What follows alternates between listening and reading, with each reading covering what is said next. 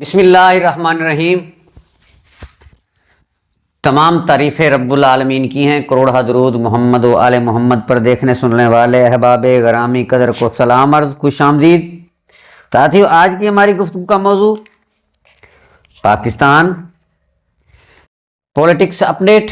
आज की सूरत हाल क्या है। आज हमारी गुफ्तगू होगी कि पाकिस्तान में नए सूबे क्यों बनाए जा रहे हैं या नए सूबों के क़याम की वजूहात क्या हैं, इनके असबाब क्या हैं और इनके असरात क्या हैं, और इन सूबों के बनाने से किन को फ़ायदा होगा और किन को नुकसान होगा, और इन नए सूबों की जो आजकल बड़ी खबरें और इनमें असल हकायक क्या हैं, इसकी इनसाइड स्टोरी क्या आते हैं। तो जैसे ही वो क्या कहते हैं कि ये हवा निकली है, आजकल बहुत ज़्यादा प्रोग्राम हो रहे हैं नए सूबों पर, तो हम भी इस पे गुफ्तगू करेंगे। हमारी गुफ्तगू पसंद आ जाए तो लाइक ज़रूर कीजिएगा और कमेंट्स में हौसला अफजाई कीजिएगा और चैनल को सब्सक्राइब ज़रूर कीजिएगा। चलते हैं अपनी गुफ्तगू की तरफ। आजकल कुछ अरसा से पाकिस्तान के अंदर नए सूबे बनाने का बहुत ज़्यादा बयानिया चल रहा है, अफवाहें गर्म हैं, खबरें आए रोज़ आ रही हैं, मुख्तलिफ टॉक शोज के अंदर इसके ऊपर गुफ्तगू हो रही है। और गुज़श्ता रोज़ मियां आमिर महमूद साहब बड़ी कदावर शख्सियत हैं और ताकतवर हलकों से मुक्तदरा से उनके बहुत अच्छे ताल्लुकात हैं और वो लाहौर के काफ लीग के दौर में, मुशर्रफ दौर में मेयर भी रह चुके हैं। उन्होंने दूसरा एक प्रोग्राम के अंदर, एक इदारे के अंदर बड़ा ब्रीफिंग देते हुए ये कहा कि पाकिस्तान में नए सूबे बनने चाहिए और बनने बहुत ज़रूरी हैं तरक्की के लिए, आवाम की खुशहाली के लिए, और ये वक्त की आवाज़ है। अब मियां आमिर महमूद एवं तो नहीं बोल रहे, कोई उन्होंने बुला रहा है और अखबारात के अंदर, टीवी चैनल्स के अंदर, सोशल मीडिया के ऊपर आजकल इसका नए सूबों का बड़ा ट्रेंड चल रहा है। आज इनके अगराज व मकासद पे बात करते हैं। पहली बात तो कि ये सूबे कौन कौन से होंगे, कितनी तादाद में होंगे, इस पे बात करते हैं। तो 12 सूबों की शनवीद है, बाज़ गश्त है कि पाकिस्तान के अंदर 12 सूबे बनाए जाएंगे, जिनके नाम कि 3 सिंध के अंदर से, 3 पंजाब के अंदर से, 2 KPK के अंदर से और 2 बलूचिस्तान से। सिंध के अंदर से कराची डिवीज़न अलहदा सूबा होगा, सक्खर अलहदा सूबा होगा, तीसरा सूबा अंदरून सिंध होगा। पंजाब में लाहौर, मुल्तान बहुत अहम, सराकी बेल्ट, इसकी ज़रूरत, और फैसलाबाद का नाम भी आ रहा है, लेकिन साथ साथ पिंडी का भी। KPK के अंदर अल्लाह आपका भला करे, हरिपुर हज़ारा और पेशावर। ये हज़ारा डिवीज़न है, ये तो बड़े अरसे से डिमांड कर रहे थे और काफ़ी हद तक काम नेड़े लग गया था। बलूचिस्तान के अंदर ग्वादर और क्वेटा, और ग्वादर भी बहुत दूर है क्वेटा से। तो इस तरह ये 12 सूबे बन जाते हैं। अब आते हैं इनकी वजूहात, असबाब। सबसे पहले अवामी तहफ़्फ़ुज़ात। अवाम की बहुत ज़्यादा इस वक्त ज़रूरत थी सूबे नए होना। कैसे? मिसाल के तौर पे कराची सदर मकाम है सिंध का और अंदरून सिंध से बड़ा फासला है। अगर हम पंजाब की सरहद से कश्मीर का शहर ले लें तो कश्मीर के शहरियों को कराची दूर पड़ता है, लाहौर नज़दीक पड़ता है। और कश्मीर के बहुत सारे मैंने सिंधी भाइयों को लाहौर के अंदर नौकरियां करते देखा है, मजदूरियां करते देखा है। तो ये फासले हैं अंदरून सिंध से कराची के। लोगों को अपने मामलात के लिए, खसूसन अगर कोई मरीज़ सीरियस हो जाए तो उसको कराची, लाहौर बड़े शहर के लिए और रेफ़र किया जाता है, तो बहुत मसाइल हो जाते हैं 12-12 घंटे, 10-10 घंटे का सफ़र करके। एक तो ये अवामी ज़रूरत है, अवाम की ज़रूरत है नए सूबे का होना। और सरकारी मामलात में, अदालती मामलात में अब जो 200, 400, 500 किलोमीटर दूर शहरी बैठा है उसके लिए तो मुसीबत है ना। सरकारी काम हो, अदालती काम हो, पेशी हो, उसके लिए तो 24 घंटे लग जाएंगे सफ़र के। तो ऐसे ज़रूरत थी। अब जैसे सादकाबाद रहीम यार खां का इलाका है, वहाँ से लाहौर तकरीबन 600 किलोमीटर पड़ता है, 600 से भी ज़्यादा। अब एक आदमी लाहौर जाता है तो उसके तो जीटी रोड पे 20 घंटे से भी ऊपर लग जाएंगे। और वो एक दफ़ा जाएगा तो वापस आएगा तो 24 घंटे में नामुमकिन है। अगर वहाँ सादकाबाद में मरीज़ है, उसको रेफ़र कर दिया जाए तो लाहौर जाते जाते कुछ भी हो सकता है। इसी तरीके से पंजाब के अंदर आप जामपुर या राजनपुर का जो शहरी है उसके लिए लाहौर बहुत फासले पर है, उसको वो बुनियादी सहूलतें नहीं हैं जो लाहौर के अंदर हैं। तो अवामी ज़रूरियात भी हैं, अवामी तहफ़्फ़ुज़ात भी हैं, अवामी मुतालबात भी हैं कि नए सूबे बनाए जाएं ताकि उनके मसाइल करीबी जो सदर मकाम होगा उससे जल्दी होंगे। इसी तरीके से इंतज़ामी मामलात में बड़ा सा फ़र्क पड़ेगा, बेहतरी आएगी। कि वो कहते हैं तख्ते लाहौर, अब पूरा पंजाब है, उनको शिकवा रहता है कि तमाम तरक्याती काम लाहौर में और सेंट्रल पंजाब में हो रहे हैं, तो ये शिकायत भी दूर हो जाएंगी। उससे आगे वाला जो पॉइंट है वो है सियासी तहफ़्फ़ुज़ात। इसमें सियासी अगराज़ व मकासद भी हैं। ये जो नए सूबों की रिट लग रही है, ये जो सदाए बाज़गश्त आ रही है, इसमें एक सियासी रंग भी है। और सियासी रंग क्या है, इस पे गुफ्तगू करते हैं।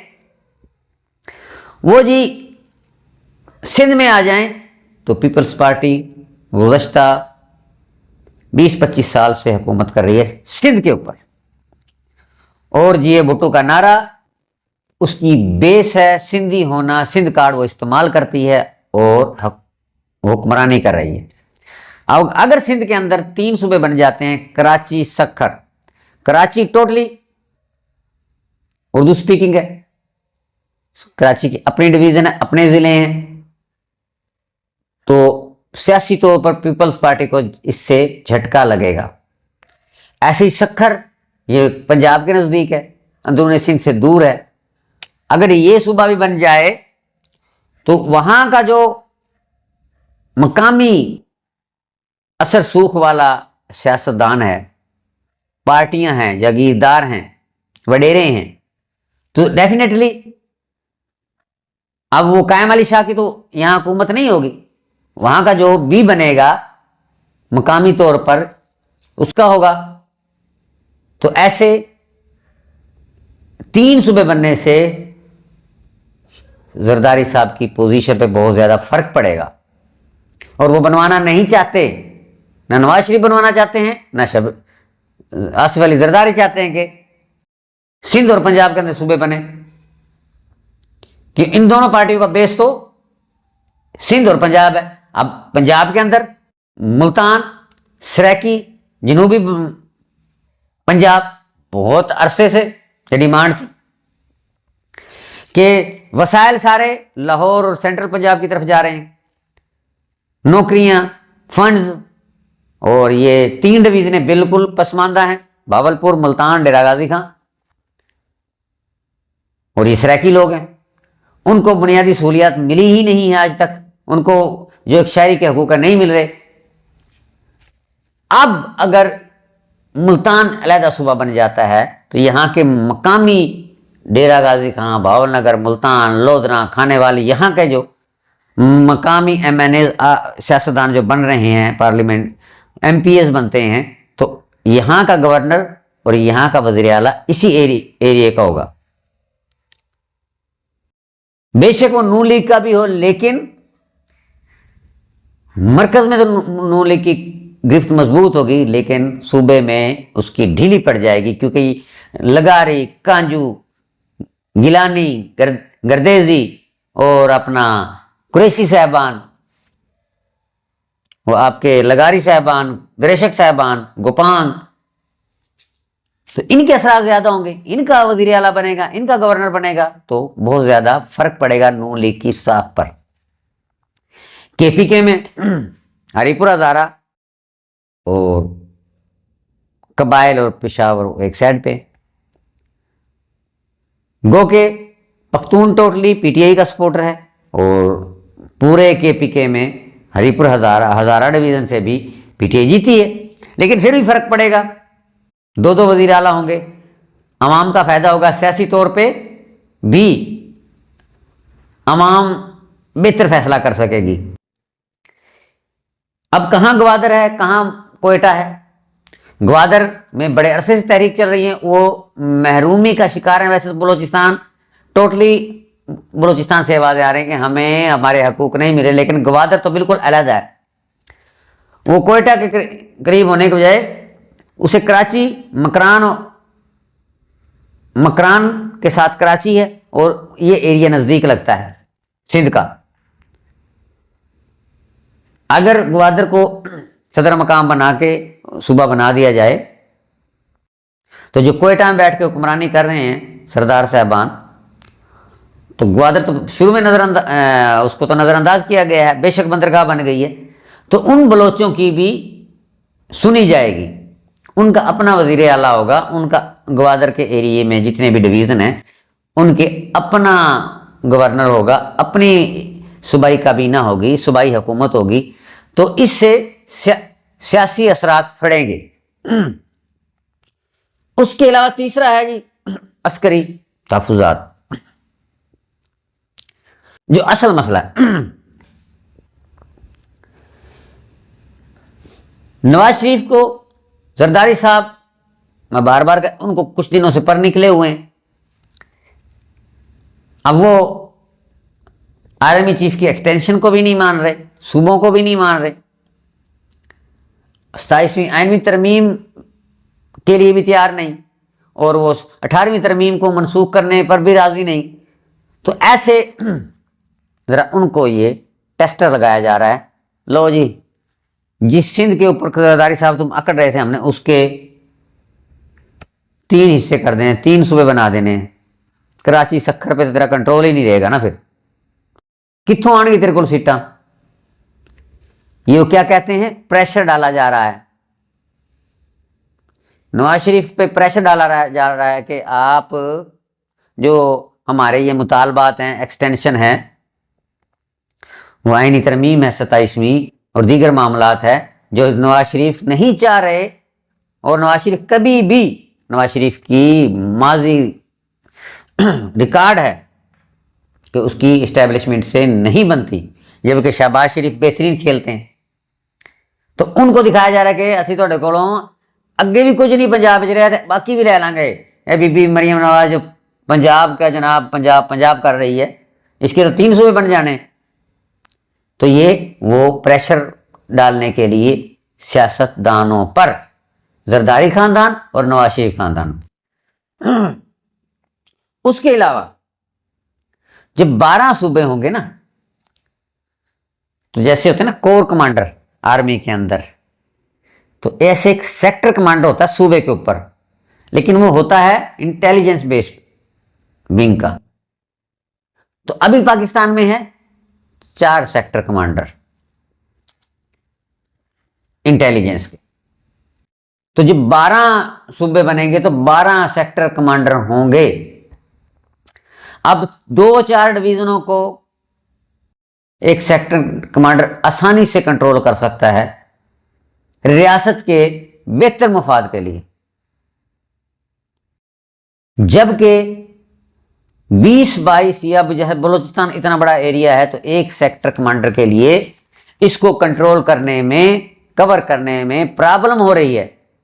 जैसे कि केपीके और बलूचिस्तान के अंदर शर अंदाजी हो रही है, शरपसंद मनासर, चाहे वो बीएलए की सूरत में हो या टीटीपी की सूरत में, वो कार्रवाइयाँ करते हैं, वो वारदात कर रहे हैं, वो वाकयात हो रहे हैं, मासूम शहरी, मासूम फौजी, उनकी शातें हो रही हैं।